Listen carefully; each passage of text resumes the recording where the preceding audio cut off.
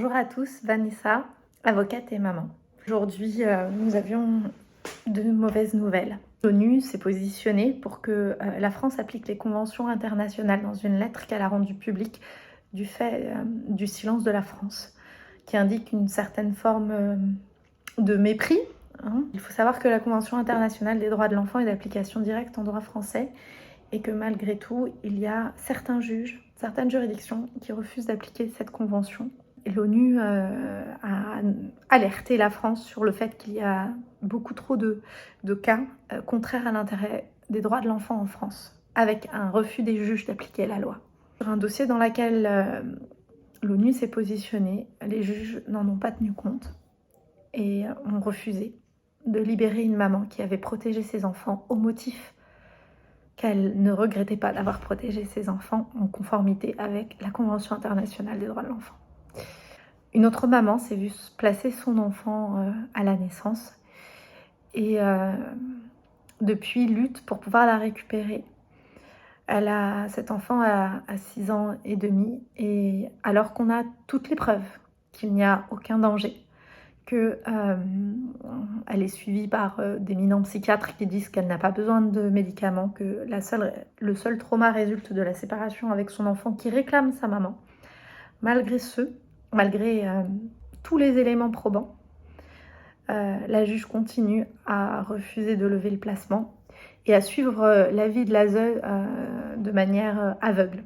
C'est une triste journée pour les droits des enfants aujourd'hui et pour le droit des mamans protectrices.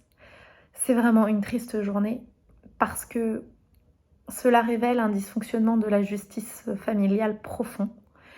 Et si certains juges sont exemplaires et rendent des décisions exemplaires en appliquant le Grevio, en se battant pour le droit des enfants comme le juge Durand, il y a une sorte, alors on appelle ça du backlash, de rétrogradation dans les droits des mères et des enfants par certains magistrats et particulièrement des magistrats femmes.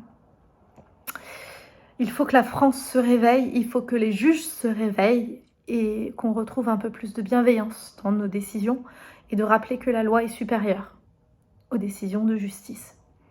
S'il vous plaît, ne sacrifions pas la génération de nos enfants au prétexte qu'on a peur d'une évolution positive pour les enfants avec une diminution voulue et attendue de la violence, de l'inceste, du harcèlement scolaire. Il faut qu'on se réveille, il faut qu'on se mette en mouvement pour nos enfants, pour ces mamans qui souffrent et qui ne tiennent plus et qui n'y arrivent plus parce qu'il n'y a pas pire torture que de savoir son enfant en danger, d'être séparé de lui sans aucune raison valable et contrairement à la loi. Tout ça parce qu'un juge, l'ASE, nous aura mal jugés sur des fondements qui ne sont pas légaux. Merci.